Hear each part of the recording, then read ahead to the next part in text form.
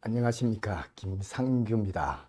로마사 농고 25번째 시간입니다. 오늘은 로마의 그리스 지역 동맹정책이 어떻게 변화하는가에 대해서 공부하도록 하겠습니다.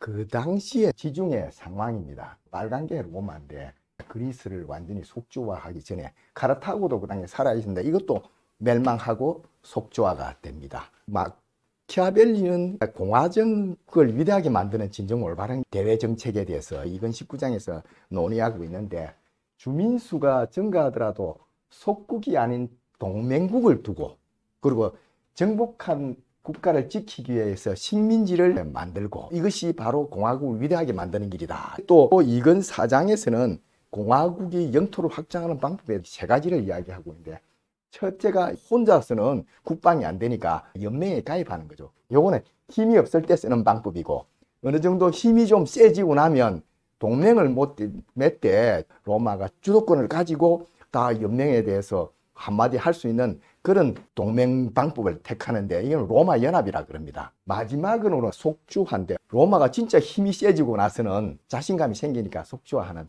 정책으로 변경되어 갑니다. 좀 더 자세하게 설명드리면 이런 모양이 되겠습니다. 처음에는 라틴 동맹 같은 방식을 택합니다. 이 구성원들이 전부 다 동일한 자격을 갖고 있어요. 그러니까 각자가 개별적으로 접촉도 가능하고 외교 협상도 하고, 이런 상황에서 로마가 들어가는 거고, 이제 이 방식에서 BC 4세기 중반에 오면 로마가 강성해집니다. 리키니우스법이 통과되고, 당시에 귀족과 백민의 갈등이 조정이 되고 나니까 다른 나라를 정벌할 수 있는 힘도 생긴 거예요. 그 정도 되니까 동맹국을 2대 n분의 1로 들어가는 게 아니고 주도권을 가지고 모든 동맹국 로마를 통해서 다른 동맹국하고 연결이 되게끔 하는 그런 체제로 갑니다. 이 중심에 모든 길은 로마가 되는 거죠. 이 방법이 로마가 커지는 가장 핵심적인 방법이었습니다. 좀 더 자세하게 설명드리면, 로마와 군사 협력을 만드는 것은 나토 비슷하다고 보면 됩니다. 별도 세금은 없고 각각 동맹국은 병력 제공 의무만 있습니다. 또 동일한 법률에 따라서 로마와 거래하고 계약을 할 수 있는 그런 자격은 주어지는데, 문제는 각각 동맹국마다 좀 차별화가 됩니다. 시민권의 성격이 달라요. 어떤 데는 완전 시민권이 주는 데도 있고, 어떤 데는 영주권, 어떤 데는 영주권도 주어지지 않고 단지 병력 제공 의무만 가지는 각각의 유형이 달라집니다. 그런데 확실한 거는 로마는 지위와 맹령권을 가지는 주도적인 위치에 있다는 겁니다. 첫 번째가 동맹국은 투표권 없는 시민권을 가진 무니피키아라고 합니다. 라틴 시민권이라 하는데, 투표권 없는 시민권이니까 영주권이 있는 동맹국이다 보면 됩니다. 어딘지든지 로마 와서 살 수 있는 그런 시민권을 받은 주로 로마 근처가 라티움 지역입니다. 그리고 또 하나는 로마가 동맹국을 점령하고 나서 그 전략적 조청에는 로마 시민들을 보내가지고 식민지를 건설합니다. 이것도 하나의 동맹국이 됩니다. 그리고 마지막으로는 BC 한 350년 이후에 로마에 패배해가지고 동맹국이 된 나라는 주로 남쪽의 그리스 식민지, 북쪽의 갈리아 지역입니다. 소키라고 합니다. 이건 병력 제공 의무만 부담하고 영주권이 없는 이 3가지 종류로 나누어집니다. 이런 동맹국 방법을 로마는 성공적으로 수행을 했습니다. 몇백 년 동안.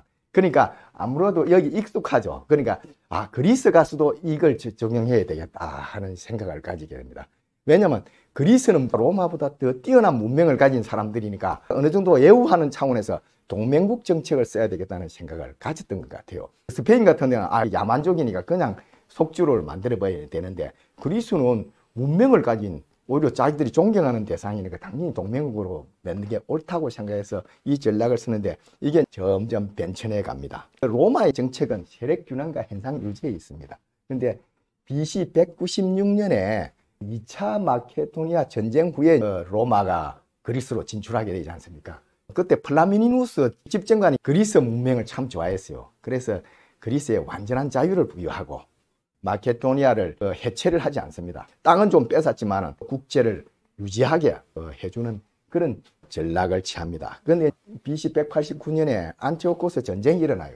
아시아 전쟁인데, 그때 이 안티오코스를 도운 그리스 사람들이 있어요. 그 아이톨리아 동맹인데 요거는 완전히 작사를 내고 동맹이라기보다는 내리누르는 관계로 가져가고 그 전쟁 때 굉장히 적극적으로 도운 두 나라 페르고만 왕국과 로도스에 대해서는 동맹국 지위를 강화하고 안티오코스로부터 뺏은 땅을 많이 주어서 그 지역을 관할한다 합니다. 페르가몬이나 로도스를 통해서 소아시아 지역을 관할하는 간접 통치를 한 거죠. 근데 BC 167년에 3차 마케도니아 전쟁이 일어납니다. 제가 전번 시간에 파울루스 아이밀리아누스 할 때 요걸 했습니다만 결국 마케도니아는 페르세우스 왕이 패배를 하고 로마로 압송이 되고 그래서 로마에서 죽게 되는데 마케도니아에 대해서는 4개의 공화국으로 분할을 해버립니다. 로마 입장에서 큰 나라는 부담이 되는 거죠. 또 페르고몬하고 로도스는 약화되는데 3차 마케도니아 전쟁 때 조금 제주의적 행동을 해요. 로마가 초반에는 3년간 전쟁이 지고 이러니까 성산이 없다고 보고 마케도니아하고 협상을 하려는 행동을 시작합니다. 그리스 국가들이 페르가몬도 로도스도 그렇고 아카이아도 좀 그런 행동을 보이고 그래서 이 동맹들에 대해서 전부 다 어느 정도 경고를 주고 힘을 약화를 시키는 정책을 쓰게 됩니다. 근데 BC 149년에 오면 4차 마케도니아 전쟁이 일어납니다. 그때 마케도니아 공화국 있는 것조차도 없애버리고 아카이아 동맹도 완전히 짓밟아 버립니다. 그리스에 로마 대신 통할할 그런 주체가 사라지는 겁니다. 그래서 속주하러 가는데 그 내용을 조금 더 자세하게 설명을 드리겠습니다. 마케도니아는 아까 말씀드렸다시피 4개로 분할을 합니다. 분할했다는 자체가 힘을 약화시켜 버린 겁니다. 그러면서 공화국이니까 자유를 줘요. 소규모 동맹국을 실험을 했다 이렇게 생각하면 될 것 같아요. 근데 문제는 뭐 쪼갠 것까지도 좋은데 거기다가 또 규제를 많이 합니다. 로마는 혹시 이놈이 더 커질까 싶어서 통일의회는 안 된다. 너가 통일하는 그런 행동을 하면 안 된다. 그래서 약간 소통 이런 거 금지한다. 그리고 결혼도 금지한다. 주로 전락 결혼 이런 걸 반대한 거죠. 그러면 저끼리 동맹이 되지 않습니까? 또 군대는 위에 야만족하고 마주치는 데만 군대를 둘 수 없었고 야만족하고 관계없는 이 지역은 군대도 둘 수 없었어요. 그러니까 일정의 지방자치단체를 만들어줬다 생각하면 됩니다. 로마는 위에서 그 중앙정부처럼 하고 지방자치단체를 만들어줬는데 로마가 이렇게 간접 통치를 하고 직접 속주화를 안 한 이유는 2가지 같습니다. 하나는 로마 군대가 주둔하게 되면 이게 민족 감정을 건드리게 되고 그럴 경우에 반란이라도 이런 게 일어날 거 아니냐 이런 우려를 가진 것 같아요. 그리고 또 하나는 직접 군대를 주둔하게 되면 야만족하고 싸움도 직접 해야 되는 거야. 그러니까 주둔 비용이라든지 군사비 부담이 굉장히 커질 것 같아. 간접 통치를 했는데 부작용이 많이 나타납니다. 국가를 분할하다 보니까 국가의 통일성이나 민족적 자존심이 훼손됩니다. 이 마케도니아 보통 나라가 아니잖아요. 성공한 왕정의 대표적인 나라 아닙니까? 알렉산더 대왕도 있었고 그 뒤에도 마케도니아는 헬레니즘 세계에서 세계의 축 중에 하나였어요. 그러니까 마케도니아, 셀루코스, 포톨레마이오스 이 세계가 헬레니즘 세계에서 세력 균형을 하고 있는 그런 상태였어요. 나머지는 아테네나 스파르타, 카이아 동맹 이런 것도 있지만 마케도니아 눈치를 볼 수밖에 없는 그런 상황이 상당 규모에 있었습니다. 그러니까 마케도니아 사람 굉장히 자존심이 강하죠. 어디 가나 마케도니아 가면 알아주고 또 셀루쿠스 왕조나 포톨레마이오스 왕조도 마케도니아 사람들이 가서 세운 왕조로 보면 돼요. 그러니까 그런 민족적 자존심이 굉장한 거야. 그 나라가 이제 사라졌으니까 물론 공화정은 자유가 있다지만 왕정으로부터 자유지 로마로부터 자유는 아니지 않느냐. 또 주어진 자유는 고만 줄을 모르잖아요. 그러다 보니까 불만이 커져가는 거예요. 한때는 공화정 중에 하나에 전 강요가 암살되는 사건 이런 것도 벌어집니다. 뭐가 잘 안 돌아갔다는 이야기죠. 그뿐만이 아니고 로마가 군대를 축소하다 보니까 국경 분쟁이 생기면 야만족하고 싸워야 되는데 적은 군대로서 어떻게 싸웁니까? 양보할 수밖에 없습니다. 옛날에는 마케도니아 가면 그 야만족이 꼼딱 못 했는데 그것도 자존심 상하는 일이고 또 금은광강산을 금지하고 소통 거래를 축소시키고 이런 게 결국 경제 규모의 위축을 가져왔잖아요. 그건 경제도 안 좋은 거야. 그리고 로마는 속주세는 거두면서 행정 지원을 안 하니까 아니 세금을 거두고 가면 지원을 해줘야 될 거 아니냐. 그래서 공화정 실험에 대해서 굉장히 불만을 많이 가집니다. 사람들은. 이게 완전히 혼란만 가져온 거 아니냐. 그래서 이 혼란을 타개할 백마탄 초인을 기대하는 그런 상황이 오게 됩니다. 그때 사기꾼이 하나 나타납니다. 마케돈의 마지막 왕이죠. 페르세우스를 닮은 안드리스쿠스라는 친구인데 드라미티온의 직물업자예요. 그런데 이 사람이 이런 주장을 합니다. 자기 아버지가 자기 12살 때 죽었는데 크레타 사람이었는데 페르세우스가 편지를 줬다는 거예요. 그 편지 안에는 이 아들을 잘 키워달라는 내용하고 보물이 어디에 있다 이런 내용이 적힌 편지를 유산으로 남겼다는 거예요. 그리고 실제로 자기는 그 편지에 의하면 페르세우스 왕과 셀루코스 왕조의 공주 사이에 태어난 정식 왕자다 이런 소리를 하는데 이 사람이 그렇게 해봤자 누가 알아줍니까? 그러니까 자기 어머니의 나라 셀루코스 왕조 시리아 제국에 가서 용병이 됩니다. 그래서 마케도니아 출신 군인들이 많은 거예요. 그래서 자기가 나는 실제로는 페르세우스 왕의 아들이다 하니까 그 용병들이 군인들이 보면서 맞다 니 진짜 닮은 것 같아 이렇게 되는 거예요. 그래서 굉장히 인기가 있어집니다. 얘를 도와가지고 마케도니아 왕자를 찾아야 된다 이런 웅성웅성한 분위기가 생기니까 왕은 부담이 생기는 거예요. 이놈이 사기꾼 같은데 병사들한테 인기를 끌어가지고 자기를 압박하는 그런 모습을 보니까 또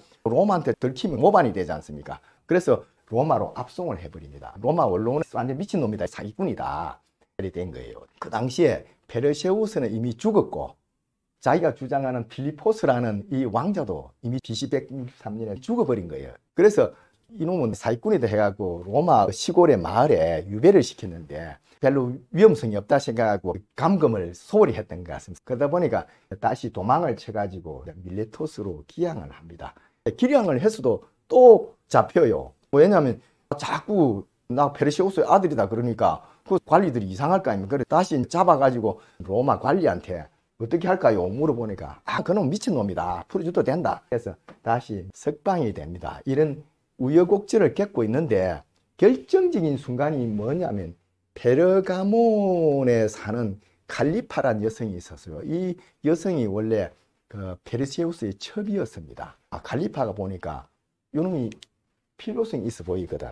안드리스쿠스의 가치를 인정하고 그를 페르세우스의 혼외 자식으로 인정을 합니다. 그리고 돈도 주고 궁정예복도 주고 그럴듯하게 이 사람을 꾸미고 자기가 인맥이 닿는 그 반로마 정서를 가진 사람들을 소개를 시킵니다. 대표적으로 트라키아 부족장 테레스 3세한테 소개를 시켜주는데 왜 이 사람을 소개시키냐 하면 그 테레스 3세의 왕비가 페르세우스의 딸이었어요. 여기서는 이 사람을 이용해갖고 마케도니아를 찾아야 되겠다. 이 애를 구심점으로 마케도니아 해방운동을 할 수도 있겠다 생각을 하는 거예요. 그래서 참칭자한테 대관식도 치러주고 군대도 지원합니다. 그때부터 왕위 복권 운동을 하는데 트라키아가 군대를 줘서 마케도니아를 쳐들어가게 됩니다. 아까 말했듯이 마케도니아 군대가 별로 없다 그랬잖아요. 그러니까 마케도니아 공화국이 계속 패배합니다. 그 스트리몬강 동안 서안 두 번 전투가 있습니다. 지게 되고 마케도니아 전체를 순식간에 점령을 해버립니다. 그래서 왕이 되는데 성공한 거죠. 여기서 트라키아가 왜 이렇게 지원했느냐, 개인적인 것도 있죠.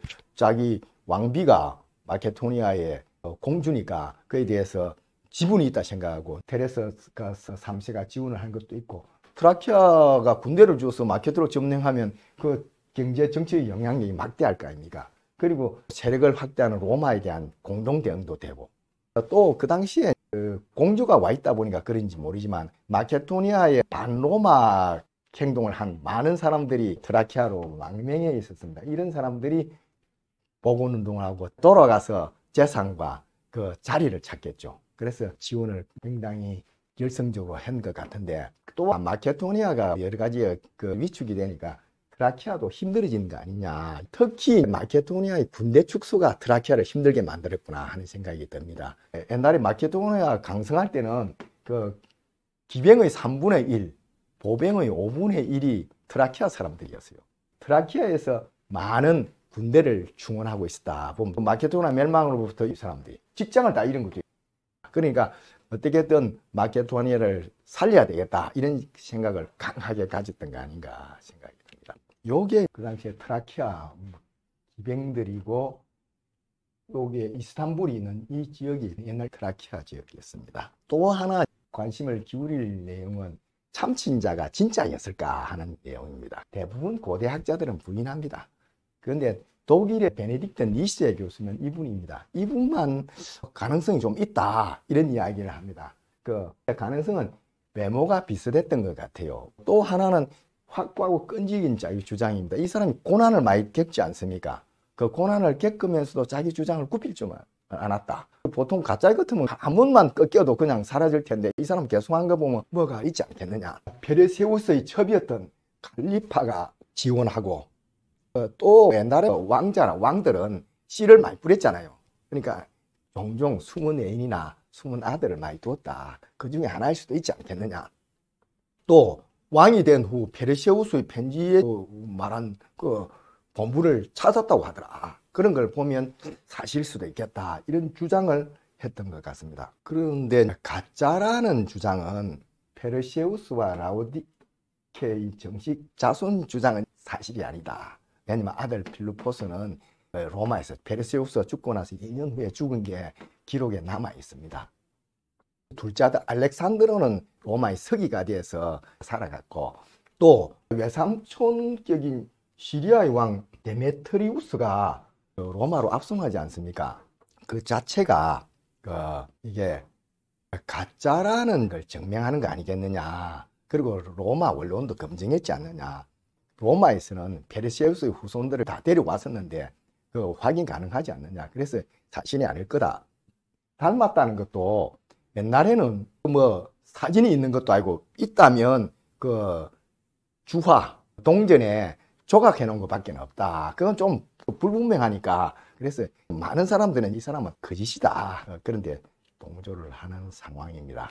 그런데 이런 상황에서 어떻게 참칭이 성공했냐 하니까 그 당시에 마게도니아의 불만인 것 같습니다. 깃발만 들어도 성공하는 그런 상황이 왔지 않느냐 생각이 들어요. 그 일반 민중의 마음이라는 것은 마게도니아의 정체성을 회복하는 것. 우리의 소원은 통일, 우리의 소원은 독립 이런 생각을 가지고 있었던 거 아니냐. 그래서 로마 체제에서 해방하는 게 일반 사람들의 어떤 소원이고 희망이었다. 찬란한 국가가 있었지 않습니까? 알렉산더 대왕이 낳은 그런 영광스러운 역사를 가진 왕조인데 우리가 그 왕조를 통해서 얼마나 잘 살게 됐고 얼마나 크게 됐고 얼마나 우리가 떳떳하고 당당하게 살아갔느냐. 그 시절이 그리운 거예요. 그뿐만 아니라 로마의 각종 규제가 경제적 어려움을 가져왔다. 또 참칭자가 굉장히 확고한 의지를 가지고 있었던 것 같아요. 끈질긴 주장을 하고 로마까지 잡혀가는 핍박 속에서도 굽히지 않고 자기 주장을 하지 않습니까? 그러다 보니까 소아시아 지역 이런 데서는 굉장히 유명해져 버리는 거예요. 아, 얘가 진짜 맞는 것 같다. 저 로마까지 압송돼가지고 고통을 겪으면서도 자기 주장을 굽히지 않는 거 보니까 진짜다. 이런 생각을 가지고 동병상련을 하는 거죠. 왕자가 맞는갑다. 이 사람하고 같이 뭔가를 해야 되겠다. 이런 생각을 가지는 거죠. 게다가 트라키아 부족이 군대를 빌려줘서 전쟁까지 이기니까 광범위한 지지를 획득할 수밖에 없는 거죠. 특히 백민층에서는 참칭자가 전쟁을 이기게 되니까 엄청 열광하게 되는 거죠.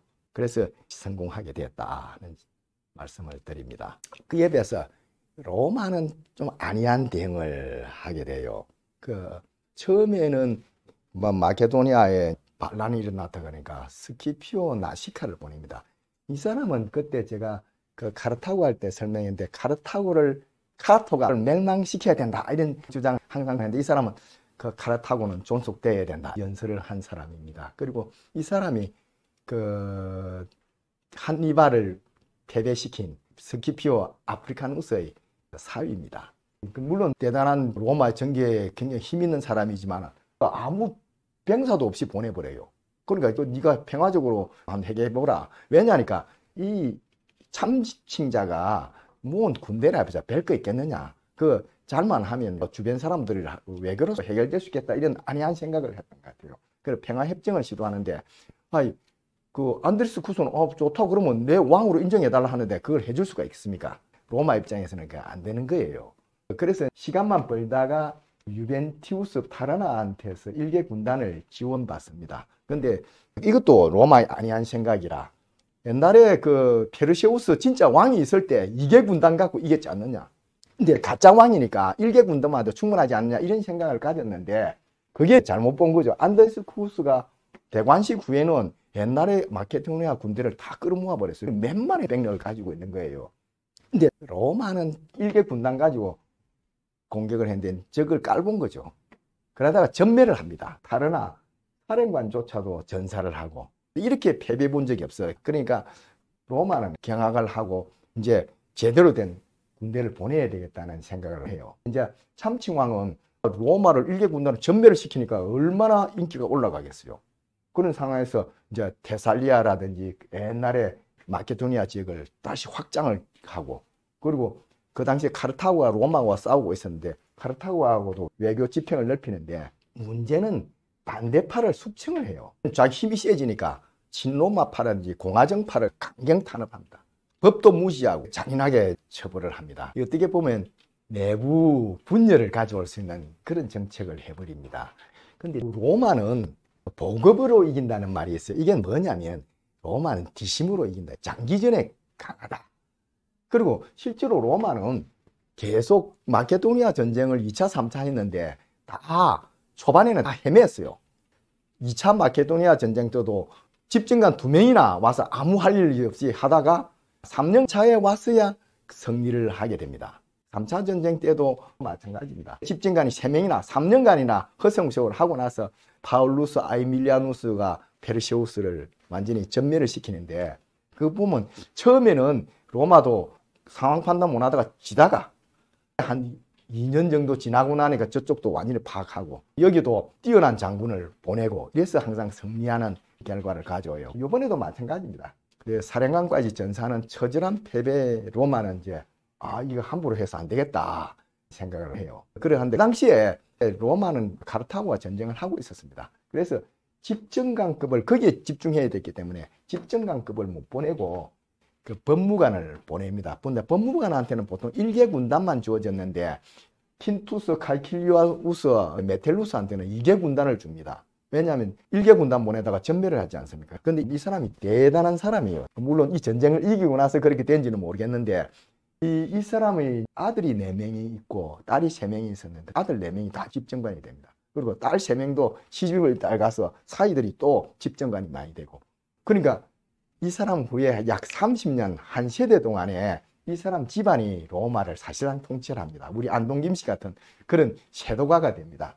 그런 사람인데 그 세도를 할 수 있는 힘을 여기서 얻게 되는 겁니다. 그래서 피드나라는 전지에서 이제 전쟁을 합니다. 메텔루스는 페르가몬 해군의 지원을 받아가지고 이렇게 쑥 올라옵니다. 올라와서 여기서 이제 전쟁을 하게 되는데, 이제 참칭왕 입장에서도 한번 전쟁이 이기고 왕이 되고 나니까 옛날처럼 위험한 짓을 하기 싫은 거예요. 그래서 수비 위주의 전략을 취하는데, 처음 기병전에서 그 참칭왕이 이깁니다.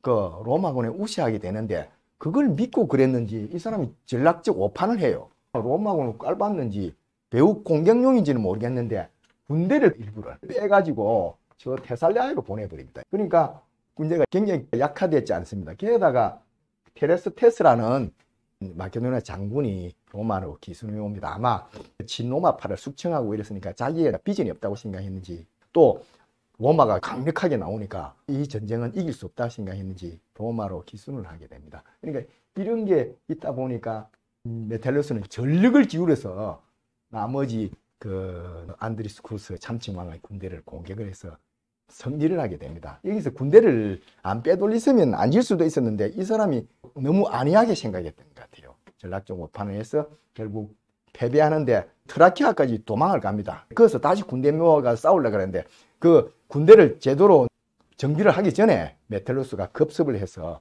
그것도 패퇴를 시킵니다. 또 망명인데 그 부족장을 꼬시를 가지고 이 사람을 넘겨봤습니다. 그래서 전쟁을 완전히 끝내버리고, 그 뒤에도 다른 참칭자도 2명 나와요. 그것도 메텔루스가 다 정리를 하게 됩니다. 그래서 완전히 마케도니아 정벌이 됐는데, 이제 로마는 옛날의 정책이 잘못됐다는 걸 느끼는 거예요.